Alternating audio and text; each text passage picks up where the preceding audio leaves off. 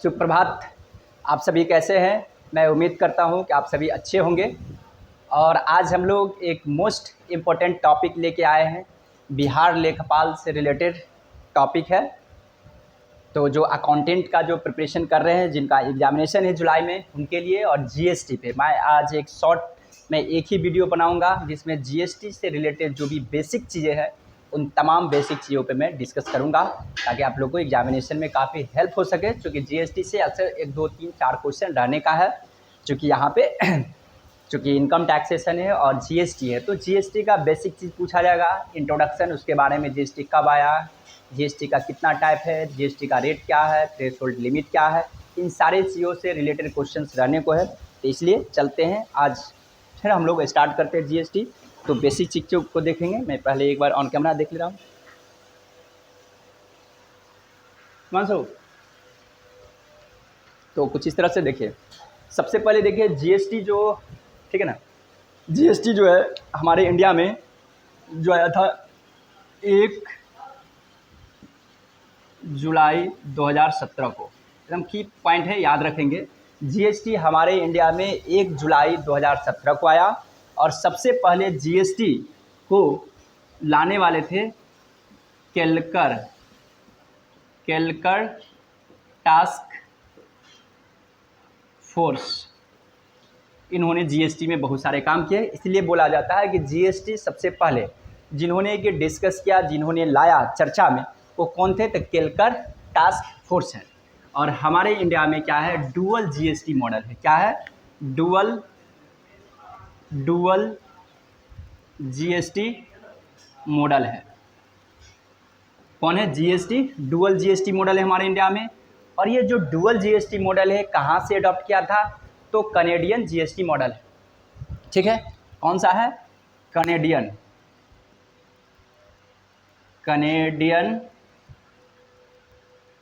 GST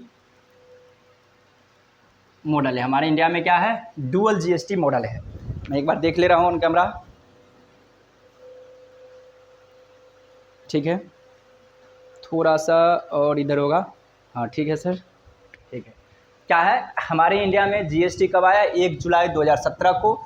और GST का सबसे पहले डिस्कस करने वाले कौन थे? तो केलकर टास्क फोर्स थे। और हमारे इंडिया में जो है जीएसटी डुअल जीएसटी मॉडल है। और ये डुअल जीएसटी मॉडल कहाँ से अडॉप्ट किया गया था? तो कनेडियन जीएसटी मॉडल से। डुअल जीएसटी मॉडल का मतलब है कि हमारे इंडिया में जो डुअल जीएसटी, यूनियन और स्टेट दोनों मिल करके, यानी कि संघ और राज्य दोनों मिल करके जीएसटी चार्ज करती है, इसलिए इसको बोला गया डुअल जीएसटी मॉडल। मतलब यूनियन और स्टेट मिल करके, ठीक है, इसलिए इसको बोला जाता है डुअल जीएसटी मॉडल। और ये जो जीएसटी है डेस्टिनेशन बेस्ड टैक्स है। क्या है? डेस्टिनेशन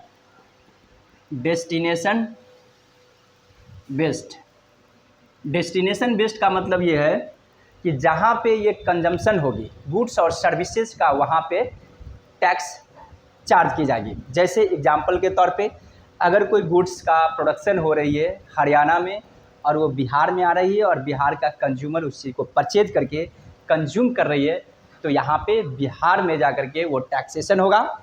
और क्या है? तो डेस्टिनेशन बेस्ड का मतलब समझ गए। डेस्टिनेशन एंड कंजम्पशन बेस्ड भी बोल सकते हैं। डेस्टिनेशन एंड, मैं फुल ही लिख दे रहा हूँ, and consumption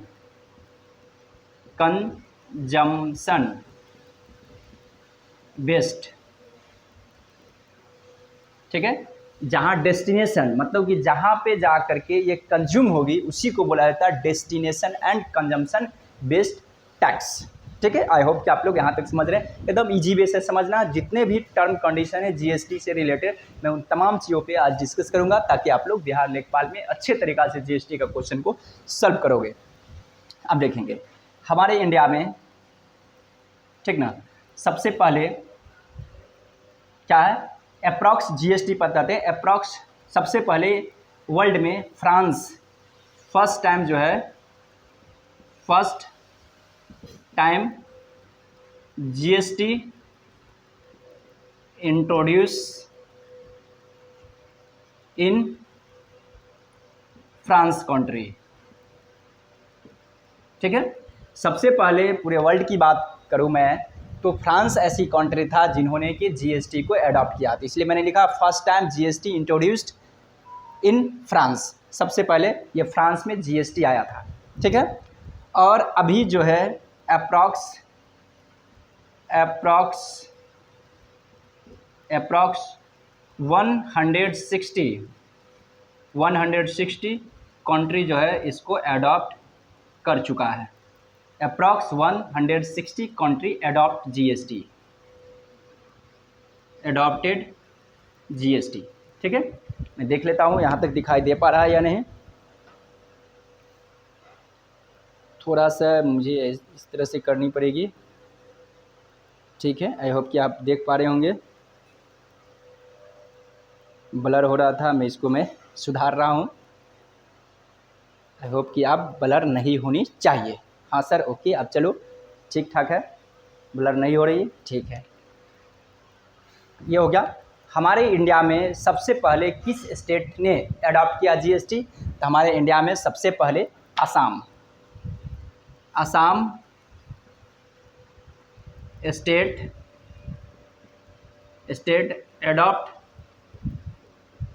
adopted GST in India.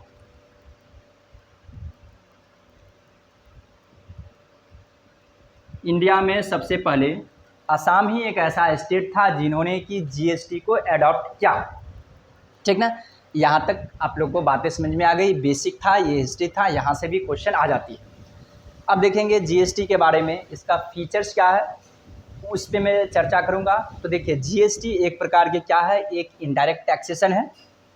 एक क्या है? इनडायरेक्ट टैक्स है। जीएसटी क्या है? एक इनडायरेक्ट टैक्स है। क्यों इनडायरेक्ट? इसलिए बोला जाता है कि कोई भी जो टैक्सेशन होती है गुड्स एंड सर्विसेज पे जो लेविड की जाती है, चार्ज की जाती है, वैसे टैक्सेशन को इनडायरेक्ट टैक्सेशन बोली जाती है। इन द सेम वे यहाँ पे भी क्या है, जीएसटी को गुड्स एंड सर्विस टैक्स पे ही जीएसटी चार्ज की जाती है, इसलिए इसको बोला जाएगा इनडायरेक्ट टैक्सेशन। दूसरी बात ये, इनडायरेक्ट इसलिए भी बोला जाता है क्योंकि इसका बर्डन किसी दूसरे पर्सन पे शिफ्ट कर दी जाती है। जैसे मैन्युफैक्चरर ने उस चीज़ को मैन्युफैक्चरिंग किया और उन्होंने डीलर को बेचा, डीलर ने सप्लायर को बेचा, सप्लायर ने होलसेलर, और होलसेलर से कहाँ गया? कस्टमर के पास। तो ये जो टैक्सेशन है ये कस्टमर से लिया जाता है, जो फाइनल गुड्स एंड सर्विसेज का जो कंज्यूम करेगा, जो कंज्यूमर है, उस पे ये बर्डन को शिफ्ट कर दी जाती है, इसलिए भी इसे इनडायरेक्ट टैक्सेशन बोला जाता है, ठीक है। और इनकम टैक्स जो हो गया ये हो गया डायरेक्ट टैक्सेशन, ठीक ना। और इनडायरेक्ट टैक्सेशन एक प्रकार के प्रोग्रेसिव नेचर का होता है, ठीक है। प्रोग्रेसिव नेचर, ये भी याद रखेंगे, क्योंकि प्रोग्रेसिव मतलब बढ़ते चला जाता है। क्योंकि जीएसटी का रेट सेम होता है, चाहे 10 रुपया का वस्तु खरीदेंगे, 100, 500, 1000, 2000, 20,000, 50 लाख, 2 लाख, 10 करोड़, इस तरह से। तो इसका मतलब क्या होता है, जीएसटी यानी कि जो भी इनडायरेक्ट टैक्सेशन होती है क्या होती है, प्रोग्रेसिव टैक्सेशन होती है। और जो इनकम टैक्स होती है, जो डायरेक्ट टैक्सेशन होती है, वो रिग्रेसिव नेचर का होता है। जैसे जैसे आपका इनकम बढ़ता चला जाएगा, आपका टैक्स का रेट घटते चला जाता है, ठीक है। तो आई होप कि आपको यहाँ तक समझ में आ गई कि जीएसटी एक प्रकार के क्या है, इसका फुल फॉर्म क्या है, गुड्स एंड सर्विस टैक्स। इसका फुल नेम क्या है, गुड्स एंड सर्विसेज टैक्स। ये हमेशा याद रखें। कितना स्टूडेंट से पूछा जाता है तो बोलता है गुड्स एंड सर्विस टैक्स, नहीं, हमेशा याद रखें goods and services tax. I hope कि आपको यहाँ तक समझ में आ गया। एक बार मैं फिर से ऑन कैमरा देख लेता हूँ, ठीक है। हाँ सर, दिखाई दे रहा है अच्छे तरीक़ा से। हाँ, इसी तरह होनी चाहिए। गुड्स एंड सर्विसेज टैक्स है। तो यहाँ तक हम लोगों को समझ में आ गया। अब देखेंगे जीएसटी जो है वन टैक्स वन नेशन है, ठीक ना।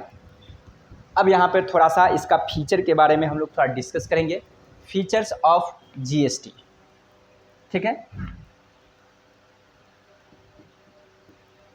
फीचर्स ऑफ जीएसटी, ठीक है। पहला क्या होगा वो देखिए, पहला क्या होगा इसका फीचर्स, वो ज़रा देखेंगे।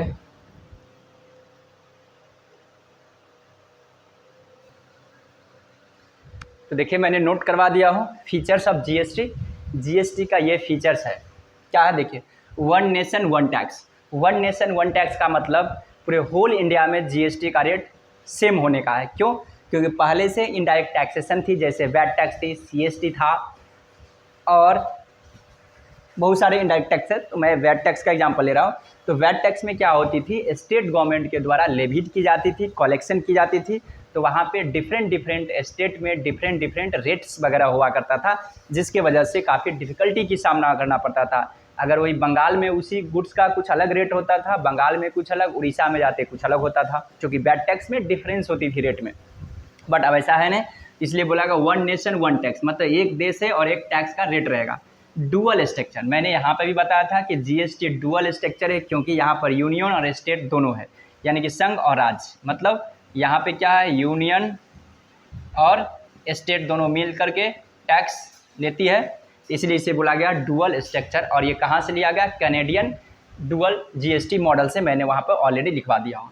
डेस्टिनेशन बेस्ड टैक्स जो मैंने ऑलरेडी लिखवा दिया है। Destination and consumption based taxation का मतलब ये है कि जीएसटी जो है वहाँ पे चार्ज की जाएगी जहाँ पे जिस स्टेट में ये इसको गुड्स को फाइनल कंजम्पशन होगी, ठीक है, तो उसको बोला जाता है डेस्टिनेशन। डेस्टिनेशन मतलब जहाँ पे जाएगा, ठीक है। जैसे हमको यहाँ से जंक्शन जाना है तो जंक्शन डेस्टिनेशन होगा, और वहीं पे गुड्स को कंजम्पशन होगी तो उसको बोला जाता है destination based tax. Origin based नहीं, हमेशा याद रखिए, एग्जाम में दे देगा कि जीएसटी जो ओरिजिन बेस्ड टैक्स, तो नो, ठीक है, डेस्टिनेशन बेस्ड टैक्स है। उसके बाद इनपुट टैक्स क्रेडिट, इसको शॉर्टकट में बोला जाता है आईटीसी। मैं इसलिए शॉर्टकट भी लिखवा दिया हूँ, कभी कभी पूछ देता है full form. Input tax credit का मतलब ये होती है कि जब कोई परचेजर गुड्स को परचेज करता है तो परचेज के समय उसे जीएसटी पे करना पड़ता है, उसको बोला जाता है इनपुट टैक्स, ठीक है। और उस इनपुट टैक्स क्रेडिट को जीएसटी में क्लेम करने का फैसिलिटी दिया गया है, तो इसी फैसिलिटी को बोला जाता है इनपुट टैक्स क्रेडिट। जैसे एग्जांपल के तौर पे, शायद आप लोगों को नहीं समझ में आ रहा होगा तो प्रैक्टिकल में बता रहा हूँ। सपोज दैट कोई गुड्स परचेज किया, कोई एक्स गुड्स परचेज करेगा, तो परचेज करता है, सपोज दैट अगर कोई गुड्स उसका प्राइस है 10,000, ठीक है, उस पर उन्हें जीएसटी देना पड़ेगा। जीएसटी 18% अक्सर है, तो ये हो गया 18% का मतलब होगा 1800, तो ये हो जाएगा 11,800 रुपया। उन्हें इनवॉइस जनरेट करना पड़ेगा और देना पड़ेगा। जब ये एक्स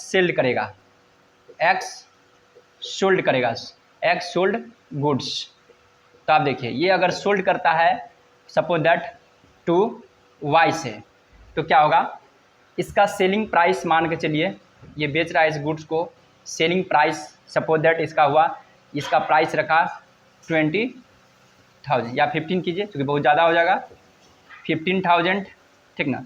इससे वो क्या करेगा, जीएसटी कलेक्शन करेगा, जीएसटी 18% होगा, ठीक ना। तो कितना होगा, 18, 18 डेवरे 27, 2700 जीएसटी लेगा, तो ये कितना हो जाएगा 17,700 रुपया ये कलेक्शन करेगा। किससे, जेड से कलेक्शन करेगा। ये जो वैल्यू होता है इसको इनवॉइस प्राइस बोला जाता है, हमेशा याद रखें, आईपी, ठीक है, इनवॉइस प्राइस। अब देखिए क्या करेगा, इनपुट का मतलब देखिए क्या होगा, आईटीसी का मतलब होता है, मतलब इनपुट आउटपुट वैट, आउटपुट, ये फार्मूला लिख भी लेंगे, output GST minus input GST.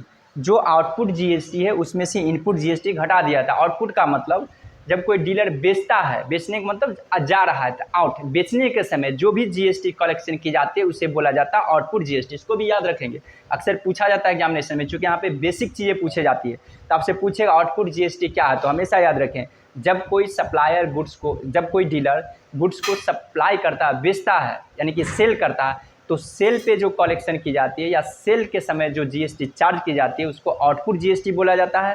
और जब परचेज के समय जो जीएसटी पेमेंट की जाती है उसे इनपुट, इन माने आना, क्योंकि जब सामान परचेज करेंगे तो आएगा, ऐसे याद रखेंगे, तो उस समय इनपुट टैक्स क्रेडिट, सामान जब बेचेंगे तो सामान जाएगा आउट होगा, तो इसलिए उसको बोला जाता है आउटपुट जीएसटी। तो समझ गए। तो देखिए यहाँ पे आउटपुट जीएसटी कितना हुआ, 2700, ठीक है, और माइनस इनपुट जीएसटी कितना था 1800, तो इज इक्वल टू 900 हुआ, आईटीसी हुआ, इनपुट टैक्स क्रेडिट मतलब ये क्या करेगा 900 ही पे करेगा, पे टू गवर्नमेंट। अब बात को समझिए क्या करेगा ये, जब एक्स ने गुड्स को परचेज किया था तो उन्होंने परचेज के वक्त क्या किया था 1800 उन्होंने जीएसटी पे कर दिया था। अब जब उन्होंने उसी गुड्स को जब सोल्ड किया तो उन्होंने वाई जो कस्टमर था, कस्टमर से उन्होंने 2700 जीएसटी रिलाइज कर लिया। तो आप गवर्नमेंट को देखिए 2700 नहीं देगा, वो कितना देगा, वो देगा मात्र 900। क्यों? क्योंकि उन्होंने ऑलरेडी 1800 रुपया जीएसटी पे कर चुका है। तो 27 से उन्होंने अब जीएसटी कलेक्शन किया, तो 27 में से 1800 लेस करके 900 ही गवर्नमेंट को जीएसटी पे करेगा। क्यों? क्योंकि यह destination and consumption based tax है और ये एक इनडायरेक्ट टैक्सेशन है। इनडायरेक्ट टैक्सेशन का बर्डन किस पे शिफ्ट होती है, तो कस्टमर पे। तो देखिए कस्टमर से फाइनली कितना लिया 2700, तो ये क्या करेगा 1800 पहले दे चुका है तो अपने जेब में रख लेगा 1800, बचा एक्स्ट्रा कितना 900 ये गवर्नमेंट को दे देगा। तो देखिए 2700 रुपया गवर्नमेंट को दिया, चूँकि यहाँ पे 1800 और 900 2700 हो गया। कस्टमर से भी देखिए कितना 2700 उन्होंने कलेक्शन किया। इसका मतलब क्या है कि जो जीएसटी लगती है वो कस्टमर को देना होता है। जैसे कोई कोचिंग इंस्टीट्यूशन में जाएंगे पढ़ने के लिए, देखेंगे जो रजिस्टर्ड कोचिंग इंस्टीट्यूशन होती है वहाँ पे सर्विस चार्ज ली जाती है, तो वो इंस्टीट्यूशन का देखेंगे आपको इनवॉइस देगा, जो आपको स्लिप देता है, रिसिप्ट पे देखेंगे, ठीक ना, जो बड़े बड़े इंस्टीट्यूशन है, ठीक ना, वहाँ पर देखेंगे जीएसटी का रेट लिखा रहेगा, ट्यूशन फी इतना है, उसको अदर चार्जेज इतना है, उसके बाद ऐड लिखा रहेगा जीएसटी, ठीक ना। तो वो जीएसटी कलेक्शन करता है, किससे लेगा, वो स्टूडेंट से ले लेगा। और सामान के समय गुड्स पे लगता है तो वो कस्टमर से ली जाती है। आई होप कि आपको बातें समझ में आ गई होगी, इसलिए इसको बोला गया इनडायरेक्ट टैक्सेशन है। ठीक है, मैं इसी को मिटाता हूँ, आप लोग नोट कर लेंगे। मैं एक बार ऑन कैमरा देख ले रहा हूँ। हाँ सर, क्लियर दिखाई दे रही है, ठीक है, इसी तरह होनी चाहिए, ठीक है, एकदम क्लियर। मैं जीएसटी का संपूर्ण क्लासेज में इस पर डिस्कस करने वाला हूँ। मैं इसको मिटा रहा हूँ, आप लोग नोट कर लेंगे। चूँकि एग्जामिनेशन काफ़ी नज़दीक आ चुका है एग्ज़ाम, चूँकि जुलाई फर्स्ट वीक में ही एग्ज़ाम है, तो इसलिए हम लोग को पूर्ण रूप से तैयारी करके जानी है। अच्छे अच्छे मोस्ट इंपॉर्टेंट टॉपिक से रिलेटेड जो भी चीज़ें मैं भी डाल रहा हूँ। अब देखिए ये हो गया इनपुट टैक्स क्रेडिट क्या है, आईटीसी इसको याद रखेंगे, फुल फॉर्म भी पूछे जाती है। इनपुट टैक्स क्रेडिट आईटीसी, उसका देखिए थ्रेशहोल्ड एग्जम्पशन, यानी कि जीएसटी में क्या है थ्रेशहोल्ड एग्जम्पशन दिया गया। थ्रेशहोल्ड एग्जम्पशन का मतलब कि वैसा डीलर जिसका टर्नओवर 20 लाख और 40 लाख का बिलो है तो उसे जीएसटी पेमेंट करना कोई कंपलसरी नहीं है। यदि उसका इच्छा है तो वो कर सकता है, वो रजिस्ट्रेशन करवाना जरूरी नहीं। अब बात रहा है 20 एंड 40 लाख, दो बातें आ जाती है, फिर 10 लाख और 20 लाख भी है, तो उसी को देखेंगे। क्या समझे, थ्रेशहोल्ड एग्जम्पशन का मतलब वैसे डीलर जिसका टर्नओवर 20 लाख है तो उसे रजिस्ट्रेशन करवाना कोई कंपलसरी नहीं है। रजिस्ट्रेशन नहीं करवाएगा तो जीएसटी भी देना कोई कंपलसरी नहीं है। जैसे तो ये किसके लिए, वो देखें, अगर कोई सर्विस प्रोवाइडर है, ठीक ना, रजिस्ट्रेशन के लिए क्या है या जीएसटी कलेक्शन के लिए दो लिमिट है। 20 लाख जो है वो सर्विस प्रोवाइडर के लिए है, सर्विस प्रोवाइडर। यदि आप सर्विस प्रोवाइडर है तो आपको 20 लाख तक टर्नओवर है तो आपको जीएसटी रजिस्ट्रेशन करवाना कोई ज़रूरी नहीं है, आपसे जीएसटी कलेक्शन नहीं की जाएगी। उसके बाद 40 लाख है गुड्स के लिए, 40 लाख इसके लिए फॉर गुड्स के लिए, ठीक है। अब कभी कभी ऐसा भी होगा, कुछ ऐसा भी ऑर्गेनाइजेशन होगा, बिजनेस एंटिटी होगा जो गुड्स और सर्विस दोनों चीज़ का प्रोवाइड करता है। जैसे एग्जांपल के तौर पर रेस्टोरेंट, आप रेस्टोरेंट में जाएंगे तो आपको जैसे वो रिसिप्ट देगा, बिल जो देगा, तो देखिएगा वहाँ पे वो जो आप जो खाना खाएंगे, जो फूड्स वगैरह होगा, जो भी चीज़ आप खाएंगे, नूडल्स वगैरह, तो उसका प्राइस लिखा होता है और कुछ सर्विस चार्ज लेता है, ठीक ना। जैसे कि अगर आप कोई होटल में स्टे करेंगे तो वो स्टे करने का रूम रेंट लिया तो क्या हुआ, वो सर्विस चार्ज हो गया उसका, और साथ साथ वहाँ पे खाना खाएंगे तो गुड्स बात। इसका मतलब वैसे वैसे बिजनेस एंटिटी के लिए जो गुड्स और सर्विस दोनों का प्रोवाइडर है तो वहाँ पे भी रूल्स है, ये 20 लाख ही लगेगा, ठीक है। और जहाँ पे जो डीलर है, जो बिजनेस एंटिटी है, सिर्फ गुड्स का बाइंग और सेलिंग करता है, सप्लाई करता है, वैसे एंटिटी के लिए 40 लाख तक थ्रेशहोल्ड एग्जम्पशन दिया गया है। यदि 40 लाख का बिलो उसका टर्नओवर है तो उसे रजिस्ट्रेशन करवाने का कोई ज़रूरी नहीं है, उसे जीएसटी देने की कोई ये नहीं है, ठीक है। अब देखिए 10 लाख 20 लाख क्या है, 10 लाख और 20 लाख, 10 और 20 लाख ये है special category. Special category state होती है, स्पेशल कैटेगरी स्टेट जैसे मिजोरम, सिक्किम, असम, मणिपुर, त्रिपुरा, अरुणाचल प्रदेश, ये सब स्पेशल कैटेगरी स्टेट में आती है। तो वहाँ पे क्या है थ्रेशहोल्ड लिमिट है, अगर वो सर्विस प्रोवाइडर है एसपी मतलब सर्विस प्रोवाइडर है, तो उसे 20 लाख तक दिया गया है। अगर उसका बिलो, अगर उसका टर्नओवर है तो उसे रजिस्ट्रेशन करवाना कोई कंपलसरी नहीं है। अगर वो गुड्स का सप्लाई करता है तो उसके लिए 20 लाख दिया गया है। आई होप कि आपको बातें यहाँ तक समझ में आ गई होगी। उसी को बोला गया थ्रेश होल्ड लिमिट। मैं इसी को मिटा रहा हूँ, ठीक है। तो इस तरह से 1 बाय 1 हम लोग समझेंगे, इसलिए मैंने फीचर्स लिखवाया है। इस फीचर से ही में ही कई क्वेश्चंस छुपा हुआ जीएसटी का, ठीक है। इससे पता चला कि आपसे पूछ सकता है कि जीएसटी में रजिस्ट्रेशन करवाने के लिए उस डीलर के लिए टर्नओवर का लिमिटेशन कितना है। तो हमेशा याद रखें 20 और 40, जो दोनों में से कोई ऑप्शन होगा वो आंसर होगा। या अगर क्वेश्चन में स्पेसिफाइड कर देगा, अगर कोई सर्विस प्रोवाइडर कोई है, कोई सर्विस प्रोवाइडर है, अगर वो सर्विस प्रोवाइडर है अगर, तो उसके लिए क्या है 20 लाख, और जो गुड्स का सप्लाई करता है तो उसके लिए 40 लाख है। आई होप कि आपको यहाँ तक बातें समझ में आ गई होगी। और स्पेशल कैटेगरी स्टेट्स के लिए 10 और 20 लाख, ठीक है। तो रजिस्ट्रेशन के लिए क्या समझे कि रजिस्ट्रेशन करवाने के लिए थ्रेशोल्ड लिमिट कितना है, 20 लाख और 40 लाख है, ठीक है। उसके बाद फिर मैं बताऊंगा कुछ ऐसा डीलर भी है जिसको रजिस्ट्रेशन करवाना कंपलसरी हो जाता है कि आपको रजिस्ट्रेशन करवाना ही पड़ेगा यदि आपका थ्रेशोल्ड लिमिट 20 लाख और 40 लाख से बिलो है तो भी। तो उस पर भी मैं डिस्कस करवाऊंगा। उसके बाद देखेंगे कंपोजिशन स्कीम। कंपोजिशन स्कीम देखिए ये क्या है, कोई अगर स्मॉल बिजनेस इंटरप्राइज है, कोई स्मॉल टर्नओवर वाला कोई सप्लायर है, तो उसके लिए ये ऑप्शन दिया गया है कि वो कंपोजिशन स्कीम अडॉप्ट कर सकता है। कंपोजिशन स्कीम का सेंस ये कि वो अपना टोटल टर्नओवर का कुछ सर्टेन प्रतिशत से क्या करेगा, टैक्स जीएसटी पे करेगा, ठीक है। लेकिन उसको ये डिसएडवांटेज है कि वो इनपुट टैक्स क्रेडिट नहीं ले सकता है, समझ गए। तो क्या है, अगर कोई स्मॉल डीलर है तो उसको 1.5 करोड़ तक, 1.5 करोड़ के बिलो जिसका टर्नओवर है या जिनका 75 लाख टर्नओवर है, तो वैसे एसएससी क्या कर सकता है, कंपोजिशन स्कीम अडॉप्ट कर सकती है, ठीक है। यहाँ पे भी वही बातें हैं, 1.5 करोड़ और 75 लाख। 1.5 करोड़ रुपया आपको है किसके लिए, तो आपको लिए गुड्स के लिए, और 75 करोड़ सर्विसेज के लिए है, ठीक है। तो आई होप कि आपको समझ में आ गया होगा। नहीं, यहाँ पे 1.5 करोड़ ये हो गया और 75 लाख रुपया होगा स्पेशल कैटेगरी स्टेट के लिए। अगर कोई नॉर्मल कोई स्टेट में है तो 1.5 करोड़, यहाँ सर्विस और गुड्स से मतलब नहीं है, ठीक है।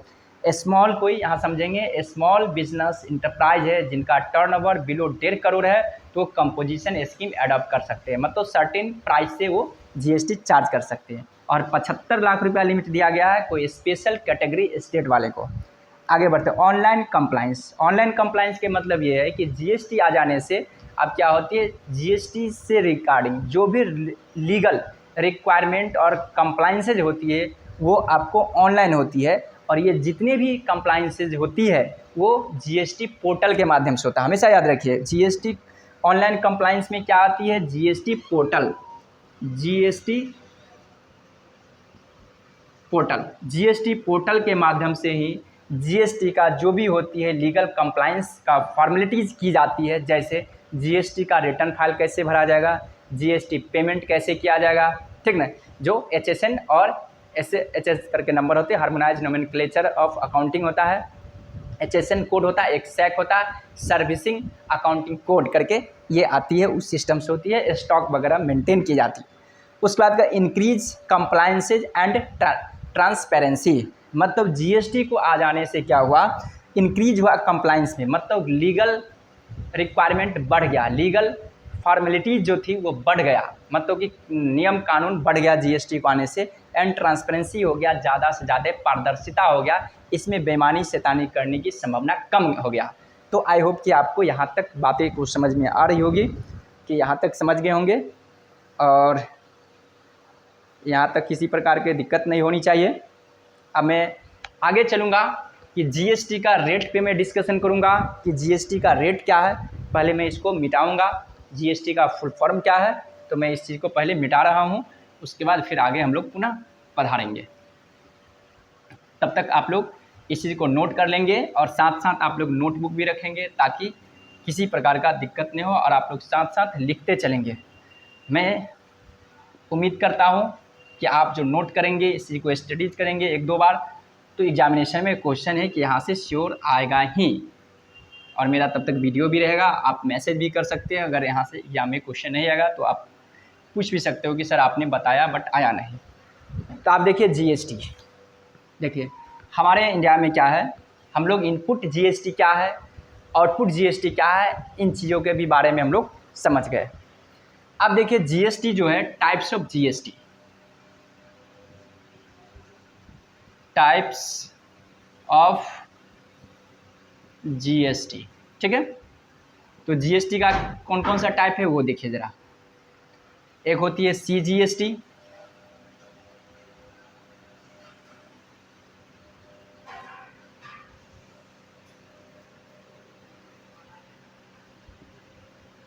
सीजीएसटी, ठीक है। उसके बाद होगा एसजीएसटी, ठीक है। उसके बाद होगा आईजीएसटी, उसके बाद होगा यूजीएसटी, ठीक है। एक सीजीएसटी, एसजीएसटी, आईजीएसटी और यूजीएसटी, इसी को यूटीजीएसटी भी बोला जाता है, यूटीजीएसटी। इसका मतलब हम लोगों को जीएसटी में कितना, 4 प्रकार का जीएसटी है, ठीक है। सीजीएसटी, एसजीएसटी, आईजीएसटी और यूजीएसटी, ठीक ना। तो आप समझेंगे, इसका फुल फॉर्म अक्सर पूछ दिया जाता है सीजीएसटी, जैसे कि गुड्स एंड सर्विस टैक्स का नाम जान रहे हैं, तो गुड्स एंड सर्विसेज टैक्स, और सी का मतलब सी फॉर सेंट्रल, ठीक ना।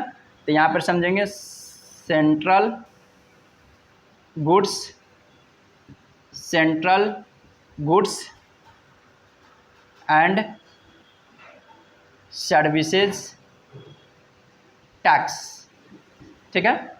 Central goods and services tax होगा। यहाँ पे क्या होगा, एस फॉर स्टेट्स याद रखेंगे, स्टेट होगा। यहाँ पर I for integrated,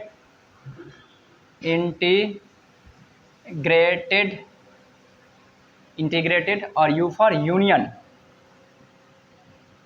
union territory, union territory goods, union territory state, ठीक ना। आप देखेंगे यहाँ पर समझेंगे सीजीएसटी का फुल फॉर्म क्या हुआ, central goods and services tax. In the same way SGST का मतलब क्या होगा, state goods and services tax.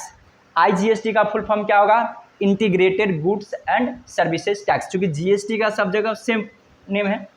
You का मतलब union territory goods and services tax. I hope कि आपको यहाँ तक बातें को समझ में आ गई।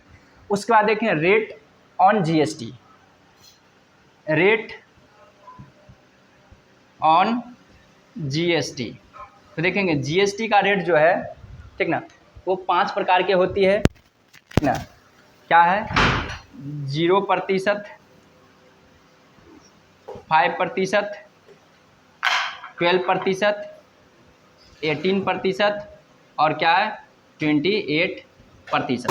देखिए 1 2 3 4 5, यहाँ से अक्सर क्वेश्चन आ जाता है कि जीएसटी का रेट कितना है। अगर ऑप्शन में 5 है तो 5 मारेंगे, कभी कभी 4 ऑप्शन है तो 4 भी सही होगा। क्यों, क्योंकि यहाँ पर 0% रेट है। मैं बताऊंगा 0 क्यों डाला गया, क्योंकि 0 का मतलब टैक्स तो 0 बनेगा, बट इसको क्यों डाला गया मैं बताऊंगा। उसके बाद अगर 5 ऑप्शन है तो 5 ही होगा, चूँकि ये तो रेट में ये शामिल है, ठीक ना।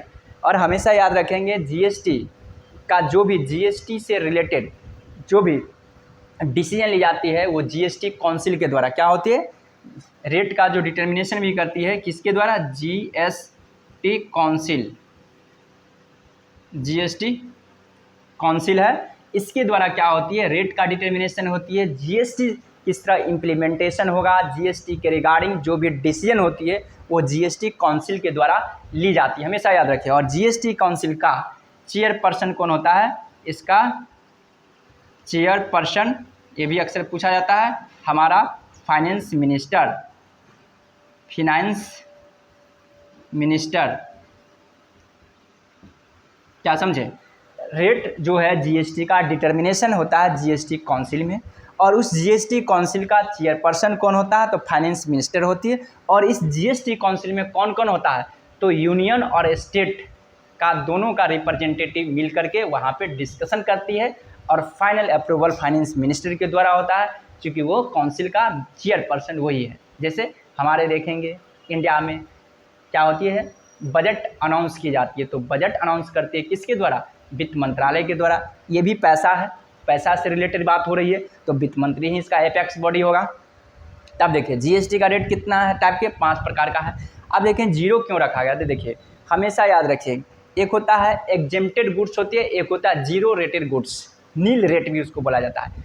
एग्जेम्प्टेड गुड्स एक होता है नील रेट, ठीक है। एग्जेम्प्टेड का मतलब वैसा गुड्स जिस पे जीएसटी चार्ज नहीं किया जाएगा, जैसे कोई एल्कोहलिक है, एटीसी, एल्कोहल टोबैको कंजम्पशन, ठीक ना, एल्कोहल टोबैको और ह्यूमन कंजम्पशन ऑफ एल्कोहलिक जो भी चीज़ें हैं उस पर जीएसटी नहीं लगाई जाती है, वो एग्जेम्पशन है, वो जीएसटी से बाहर है, ठीक ना, ठीक है। उसके बाद पेट्रोलियम जो है, कोई भी पेट्रोलियम प्रोडक्ट भी जो है, पी से पेट्रोलियम प्रोडक्ट जो है उस पर भी जीएसटी नहीं लगती है। बट अब जो है हमारे इंडिया में, अगर हमारे देश की जो अभी प्रधानमंत्री, वर्तमान प्रधानमंत्री है, जो यूपीए का जो इस बार एनडीए का जो गवर्नमेंट बनी है तीसरे टर्म में, तो अब जा कर के हमारी पार्लियामेंट में इस पर डिस्कशन हो रही है कि जीएसटी को, मतलब जो पेट्रोलियम प्रोडक्ट पे जो जीएसटी नहीं लाया गया है, अब पेट्रोलियम प्रोडक्ट पे भी जीएसटी लगाया जाए, इस पर डिस्कशन हो रही है। जितने भी स्टेट गवर्नमेंट है और सभी यूनियन जो हमारे देश कंट्री है, वो सभी को सहमति यदि हो जाती है तो पेट्रोलियम प्रोडक्ट पे भी जीएसटी चार्ज की जाएगी, जिससे क्या होगा, हमारे देश में पेट्रोलियम प्रोडक्ट का प्राइस काफ़ी रिड्यूस हो जाएगी। मैं बताऊंगा, इस पर बहुत सारे पॉलिटिक्स थे, इसलिए जीएसटी से बाहर रखा गया था। तो अब देखिए जीरो रेटेड का मतलब है कि एग्जेम्प्टेड नहीं है, वो जीरो रेट से टैक्स चार्ज की जाएगी। मतलब ये कि वो टैक्सेबल गुड्स है, उसको टैक्सेबल गुड्स में रखा गया, आज हो या कल हो उस पर टैक्स चार्ज किया जा सकता है, ठीक है। उसको बोला जाता है नील रेट या जीरो रेटेड टैक्स। एग्जेम्प्टेड का मतलब होती है वो गुड्स जो है वो जीएसटी से बाहर है, उस पर टैक्स लगेगा ही नहीं, ठीक है। जैसे अभी पेट्रोलियम प्रोडक्ट है, कोई एल्कोहलिक कंजम्पशन है, कोई टोबैको प्रोडक्ट है या alcoholic product for human consumption है, वो एग्जेम्प्टेड गुड्स के दायरे में आती है, उस पर जीएसटी चार्ज नहीं किया गया है। अगर जीएसटी चार्ज किया जाएगा तो उसके लिए फिर से एक्ट बनाना पड़ेगा गवर्नमेंट को, तो जीएसटी उस पर लगाया जाएगा। जैसे हमारे देश में पेट्रोलियम पे अब बातें चल रही है, मैं बता दूं उस समय इसलिए नहीं लिया गया था क्योंकि पेट्रोलियम प्रोडक्ट पे सबसे ज़्यादा टैक्सेशन चार्ज की जाती है, क्योंकि उस पर वैट टैक्स लगती है, सीएसटी भी लग जाती है, एक्साइज ड्यूटी भी लगती है। तो इस तरह से करके अगर जो प्रोडक्ट पेट्रोलियम प्रोडक्ट है जिसका प्राइस होनी चाहिए 60 या 70 रुपया लीटर, वो अभी 100 प्लस हो जाती है। अगर मान कर चलिए अगर उस पर जीएसटी चार्ज हो जाता उस समय, तो क्या होता, पेट्रोलियम प्रोडक्ट का प्राइस में रिड्यूसिंग हो जाता, ठीक ना। तो गवर्नमेंट ने यहाँ पे चालाकी किया, ठीक है, कि अगर उस पर जीएसटी लग जाता तो उसका प्राइस में काफ़ी रिड्यूसिंग हो जाती और जनता को फ़ायदा होती और गवर्नमेंट को रेवेन्यू में काफ़ी रिड्यूसिंग हो जाती। तो इसलिए उस समय पेट्रोलियम पे जीएसटी नहीं चार्ज किया गया था। लेकिन अब जो है काफ़ी हद तक उसका प्राइस ज़्यादा है, इसलिए जीएसटी के बारे में सोचा जा रहा है। हमारे स्टेट की जितने भी स्टेट गवर्नमेंट है सभी ने अगर सहमति दे देगा तो जीएसटी इस पर भी लगा दिया जाएगा, ठीक है। तो पेट्रोल का प्राइस रिड्यूस हो जाएगा। पेट्रोल से समझ जो भी पेट्रोल है, डीजल है, केरोसिन तेल है, उस सभी का रेट सस्ता हो जाएगा। मैं समझता हूँ अप्रॉक्स कम से कम 20 से 30 रुपया अगर 20 जो होगा उसका रेट में रिड्यूसिंग हो जाएगी। आई होप कि आपको बातें समझ में आ गई होगी। तो इस तरह से हम लोग जीएसटी के बारे में समझे।